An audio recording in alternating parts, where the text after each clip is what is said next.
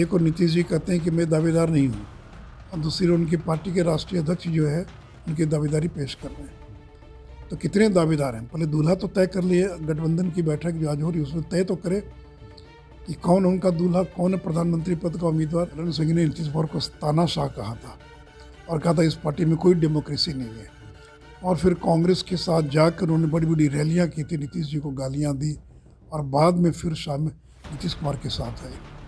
तो ये उनका इतिहास तो ये बताता है कि दोनों में कभी बहुत बेहतर संबंध बहुत पहले नहीं रहा है। नमस्कार, न्यूज़ फाउंडेशन देख रहे हैं आप। मैं हूं आपके साथ धीरज सिंह। विपक्षी गठबंधन इंडिया के आज पहले कोऑर्डिनेशन कमेटी की बैठक दिल्ली में होनी है। हमारे साथ है भाजपा के वरिष्ठ नेता सुशील कुमार मोदी जी। सर, आज कोऑर्डिनेशन कमेटी की बैठक होनी है, क्या आपको लगता है कि स्मूथ तरीके से सब कुछ वहाँ पर हो रहा है अभी? देखिए, इस बैठक में टीएमसी का कोई प्रतिनिधि शामिल नहीं हो रहा है। इस बैठक में सीपीएम का भी कोई प्रतिनिधि नहीं है। तो जो दो बड़े दल हैं उनके प्रतिनिधि शामिल ही नहीं हो रहे, तो फिर निर्णय क्या होगा? और देखिए, तीन विषय हैं: चेहरा कौन होगा, सीट शेयरिंग, और सनातन को जो गालियां दी जा रही हैं उस पर कोई प्रस्ताव होता है कि नहीं होता है। तो इंतज़ार कीजिए शाम तक क्या होता है। ललन सिंह ने सोमवार को नारनौत की एक सभा में नीतीश कुमार का बायोडाटा रिलीज़ किया और कहा कि सबसे योग्य उम्मीदवार है। तो एक और नीतीश जी कहते हैं कि मैं दावेदार नहीं हूँ, और दूसरी ओर उनकी पार्टी के राष्ट्रीय अध्यक्ष जो है उनकी दावेदारी पेश कर रहे हैं। तो कितने दावेदार हैं? पहले दूल्हा तो तय कर लिए। गठबंधन की बैठक जो आज हो रही है उसमें तय तो करे कि कौन उनका दूल्हा, कौन है प्रधानमंत्री पद का उम्मीदवार। लालू यादव राहुल गांधी को प्रमोट कर रहे हैं, उनके नाम को प्रचारित कर रहे हैं। तो इसलिए देखिए, कोई भी लड़ाई तब तक नहीं हो सकती जब तक मुद्दे क्या हैं, जब तक सीट शेयरिंग नहीं होती, जब तक चेहरा नहीं हो। और अभी तो जिन राज्यों में चुनाव होने वाले, मध्य प्रदेश, छत्तीसगढ़, राजस्थान, अन्य राज्यों के अंदर, उन राज्यों में तो सीट शेयरिंग करें। वो लोकसभा का चुनाव तो उसके बाद, उसमें तो अभी 6 महीना देरी है, लेकिन जो चुनाव 2 महीने बाद होने वाले हैं उसमें तो सीट शेयरिंग करके दिखलाएं। क्योंकि अभी जब चुनाव हो रहे थे बंगाल में बाई इलेक्शंस में, तो सीपीएम और कांग्रेस एक दूसरे के खिलाफ चुनाव लड़ रही थी। केरल में सीपीएम और कांग्रेस एक दूसरे के खिलाफ चुनाव लड़ रहे थे। तो जो लोग बाई इलेक्शन में सीट शेयरिंग नहीं कर सकते हैं, जो लोग राज्यों के चुनाव में सीट शेयरिंग नहीं कर सकते हैं, जो अरविंद केजरीवाल ने घोषणा कर दी है, 10 उम्मीदवार का नाम भी ऐलान कर दिया मध्य प्रदेश और छत्तीसगढ़ में। तो पहले जिन राज्यों में चुनाव हो रहे वहाँ तो सीट शेयरिंग करे।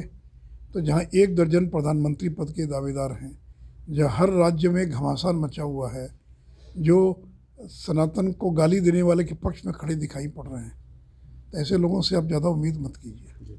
जेडीयू के राष्ट्रीय अध्यक्ष की अनुपस्थिति में आज संजय झा शामिल होंगे। कहा जा रहा है सर कि नीतीश कुमार और राष्ट्रीय अध्यक्ष जो ललन सिंह है उनके बीच सब कुछ सही नहीं है, क्योंकि पटना में जो 2 दिवसीय बैठक हुई उसमें भी ललन सिंह मौजूद नहीं थे। नहीं, देखिए, मैं नहीं कह सकता हूँ कि मतभेद है कि नहीं है, लेकिन ललन जी पहले भी नीतीश जी का साथ छोड़कर कांग्रेस में जा चुके हैं। 2008-9 के लगभग ललन सिंह ने नीतीश कुमार को तानाशाह कहा था और कहा था इस पार्टी में कोई डेमोक्रेसी नहीं है, और फिर कांग्रेस के साथ जाकर उन्होंने बड़ी बड़ी रैलियाँ की थी, नीतीश जी को गालियाँ दी, और बाद में फिर शाम में नीतीश कुमार के साथ आए। तो यही उनका इतिहास तो ये बताता है कि दोनों में कभी बहुत बेहतर संबंध बहुत पहले नहीं रहा है। लेकिन अब क्या बात है, अगर आप बीमार थे तो भी वीडियो मैसेज तो दे सकते थे, या फिर आप कोई संदेश आप भेज सकते थे। पूरे राज्य के 500 से ज़्यादा प्रखंडों के अध्यक्ष आए हुए थे, और उसमें राष्ट्रीय अध्यक्ष अनुपस्थित हों, न कोई उनका संदेश जाए, तो क्या खिचड़ी पक रही भीतर ही भीतर, मैं नहीं कर सकता हूँ। लेकिन लोगों के मन में संदेह पैदा होना तो बहुत स्वाभाविक है। एक सवाल है सर कि आप चेहरे को लेकर बोल रहे हैं। तेजस्वी यादव तो कहते हैं कि विपक्ष का जो भी चेहरा होगा वर्तमान प्रधानमंत्री से ईमानदार और मेहनत करने वाला होगा। तय करें ना भाई, केवल बोल देने से तो नहीं ना होगा। तो ज़्यादा ईमानदार होगा तो कौन है ज़्यादा ईमानदार, तय करें।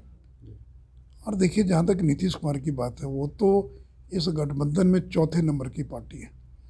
कांग्रेस के बाद टीएमसी और डीएमके के सांसदों की संख्या जदयू से ज़्यादा है, और अगर विधायकों की संख्या लें अगर, तब तो पता नहीं 7वें 8वें नंबर पर आएंगे। क्योंकि ममता बनर्जी तो 225 एमएलए के साथ मुख्यमंत्री हैं, तीसरी बार मुख्यमंत्री अपने बलबूते पर हैं, किसी के कंधे पर चढ़कर नहीं है। अरविंद केजरीवाल की तो 2 राज्यों में अपनी सरकार, अपने बलबूते सरकार है। दिल्ली में तो प्रचंड बहुमत की सरकार है, पंजाब में भी, और नीतीश कुमार के तो कल 44 MLA हैं, तो आप कहाँ खड़े हैं? आप तो कहीं दूर दूर तक खड़े दिखाई नहीं पड़ रहे हैं। तो कौन आपको स्वीकार करेगा? कल नारा लगवा देने से 5 लोग खड़े होकर नारा लगा दे देश का रहता कैसा हो। अगर कल नारा लगाने से कोई प्रधानमंत्री बन जाता या उम्मीदवार बन जाता तो लगवा ले नारा, उसी में ही अगर संतोष है तो एक अच्छी बात है।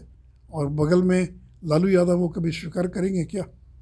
जिस लालू यादव को जेल हुई, मुकदमे चले ललन सिंह और नीतीश कुमार के कारण, उस व्यक्ति को कभी वो प्रधानमंत्री के नाते स्वीकार कर सकते हैं क्या? इसलिए लालू ने तो राहुल गांधी को प्रोजेक्ट किया। राहुल गांधी के पीठ पर खड़े हैं राहुल गांधी जो है लालू यादव।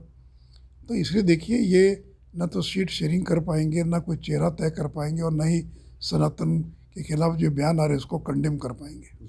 एक आखिरी सवाल है सर कि लैंड फॉर जॉब स्कैम मामले में कल गृह मंत्रालय की ओर से लालू यादव पर मुकदमा चलाने की मंजूरी दी गई।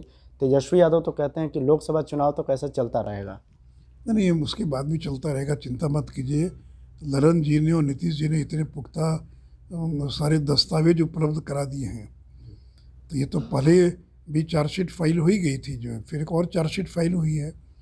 तो इसमें तो सारे प्रमाण हैं, कोई बच सकता है क्या?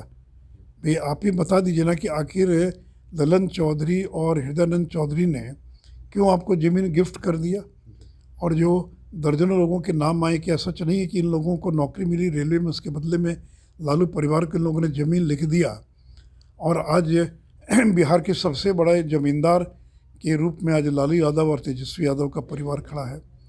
तो बता दें इतने कम उम्र में इतनी संपत्ति कहाँ से है? इन बातों को तो जवाब है नहीं, लेकिन बिहार की जनता सब जानती है कि इन लोगों ने ही देश की और बिहार की गरीब जनता को लूटने का काम किया है।